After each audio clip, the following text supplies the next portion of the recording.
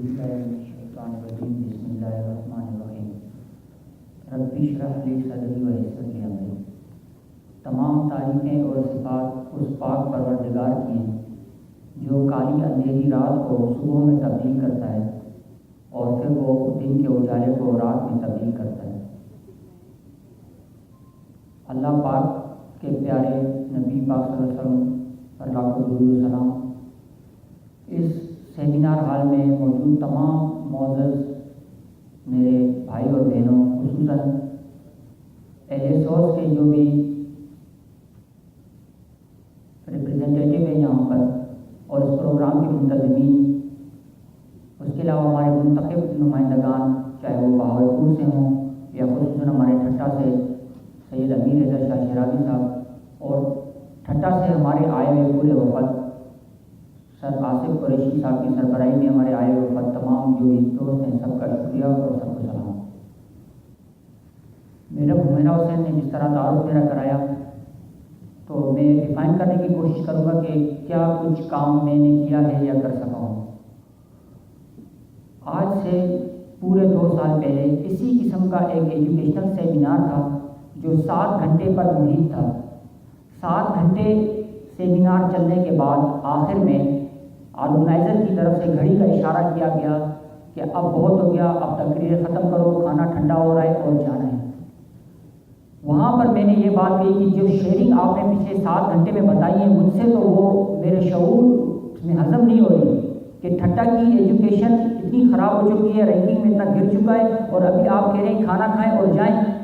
میں نے کہا کہ میں اس سیمینار ہال سے کوئی ایسا عمل کر کے جاؤں تاکہ اس سیمینار ہال میں سننے والی باتیں میں پورے معاشرے میں پھیلا سکوں۔ تو میں نے وہاں پہ اعلان کیا کہ جو آپ نے صورتحال بتائی ہے، اس صورتحال کو میں مدر آف ایجوکیشن کہہ کر اپنے ہاتھ پر بلیک ربن باندھوں گا، اور جب تک ایجوکیشن ریفارمز نہیں آئے گا، ٹھٹا کو اس کو ماضی کا کھویا ہوا مقام نہیں ملے گا، میں یہ ربن نہیں اتاروں گا۔ آج اس کو مکمل 2 سال ہو چکے ہیں۔ ابھی میں ایک ویڈیو پلے کرنے کے لیے کہوں گا، اس کے بعد شاید پھر میں بات جاری کر سکوں جتنا یہ لوگ مجھے ٹائم دے سکیں۔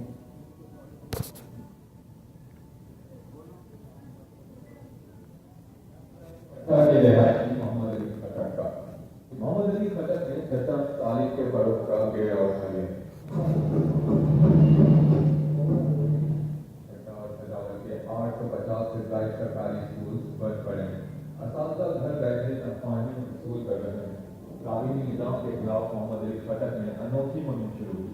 بند سرکاری اسکول کے دروازوں اور بلیک بورڈز پر وزیر اعلیٰ نے قائم علی شاہ کی تصاویر آویزاں کر دی۔ محمد علی خٹک کا کہنا ہے کہ اگر ٹھٹا اور سجاوٹ کے بند اسکول نہیں کھولے گئے تو تمام اسکولوں میں قائم علی شاہ کی تصاویر لگا دیں گے۔ شکریہ۔ یہ مہم چلائی گئی اس آج ٹی وی کے نیوز رپورٹ کے علاوہ پاکستان کے جتنے بھی مین سینٹرل میڈیا ہے، سب نے اس کو اچھی کوریج دی۔ وہ ساری کوریج اسی لیپ ٹاپ میں موجود ہے، لیکن ٹائم کی کمی کی وجہ سے صرف آپ کو یہ 1 منٹ کا چھوٹا کلپ دکھایا گیا ہے۔ اب میں پھر آتا ہوں اپنے اسی بلیک ریبن کے اوپر۔ جب میں نے یہ بلیک ریبن پہنی تو جو بھی شخص مجھے ملے اس کو وہ میں بات بتاتا گیا۔ ایون 2 بار مجھے سندھ اسمبلی جانے کا موقع ملا، تو سندھ اسمبلی میں بھی جب مجھ سے وزیر تعلیم نثار گھوڑ نے پوچھا تو اس کو میں نے بتایا۔ اور پورے ملک پاکستان کے اندر میں جا چکا ہوں، میں پشاور بھی گیا ہوں، میں بوہاٹ بھی گیا ہوں اور میں لاہور بھی گیا ہوں۔ یہاں بھی لوگ مجھ سے، رشکے والے بھی مجھ سے پوچھتے ہیں، بیگن والے بھی مجھ سے پوچھتے ہیں۔ اگر میں کسی کیبن سے سپاری یا ببل لیتا ہوں تو وہ بھی مجھ سے پوچھتا ہے بھائی آپ نے یہ ربن کیوں باندھی ہے۔ اس کی میں مثال آپ کو یہ دوں گا کہ اس وقت اس سیمینار ہال میں ہمارے سوات کے کافی دوست بیٹھے ہیں جو ہوٹل میں ہمارے ساتھ رہتے ہیں، ان میں سے اکثر مجھ سے پوچھ چکے ہیں، لیکن میں نے ان کو نہیں بتایا، میں نے ان کو بات سسپینس میں رکھی کیونکہ مجھے پتا تھا کہ یہ میں ان کو سیمینار کے دوران بتاؤں گا۔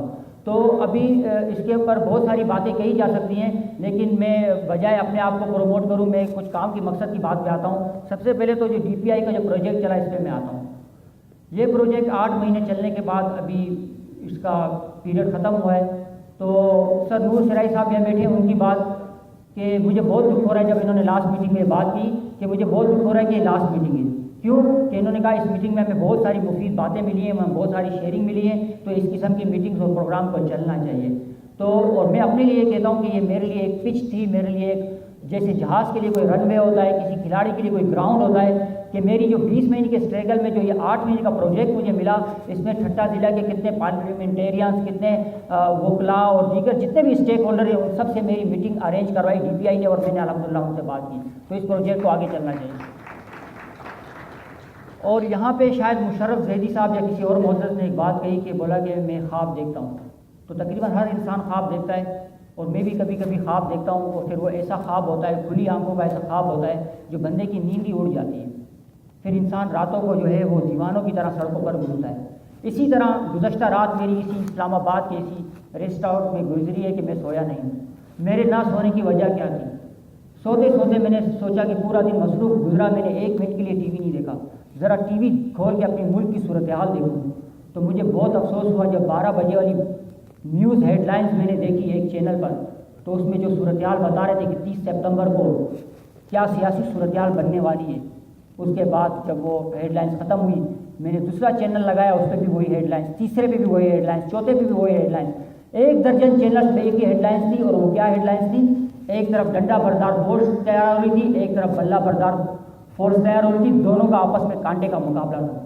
مجھے بہت دکھ ہوا، مجھے بہت افسوس ہوا.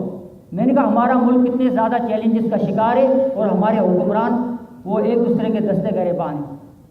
پھر ایک دم اچانک میرے ذہن میں 16 دسمبر APS پشاور کا واقعہ آ گیا.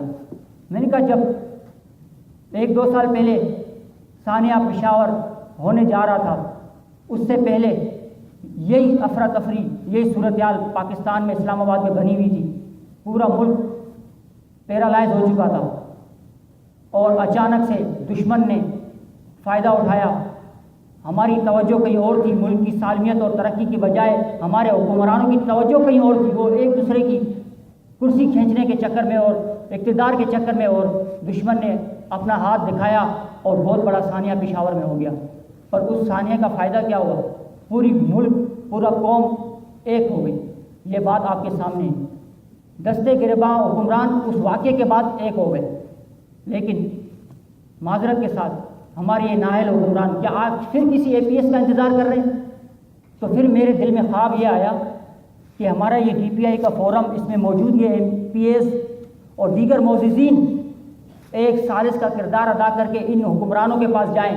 وہ کراچی کی جماعت سے لے کے فاروق ستار سے لے کے اور کس کا بھی آپ نام لے لو، ان کے پاس جائیں کہ بھائی پشاور کا جو ثانیہ ہوا تھا اس کے بعد قوم ایک ہو گئی تھی.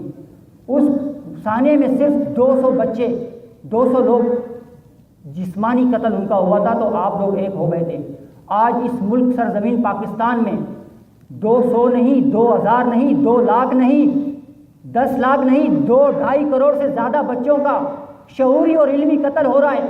آپ ان کے لیے ایک ہو جائیں، آپ ان کے لیے ایک ہو جائیں، آپ ان کے لیے ایک ہو جائیں. میں نے کہا یہ پیغام لے کے میں ان کے پاس جاؤں گا. اسی خواب میں میری پوری رات گزر گئی، اور یہ بات آج میں نے آپ تک رکھی ہے کہ انشاءاللہ ان حکمرانوں کے پاس ہم تعلیم کا حق مانگنے جائیں کہ آج تعلیم کے خاطر اپنے سارے جھگڑے ختم کر دو. جو فنڈز آپ اپنی سیاستوں اور بینا فلیکسوں اور ان چیزوں پہ خرچ کر رہے ہو، اور اپنا جو وقت اور انرجی خرچ کر رہے ہو، وہ ساری آپ تعلیم پہ خرچ کرو. تعلیم کے بغیر کچھ نہیں ہوگا. کہنے کو بہت باتیں، وقت کم ہے، بجائے مجھے پرچی ملے اس سے پہلے میں آپ سب کو خدا حافظ کہتا ہوں. بہت شکریہ.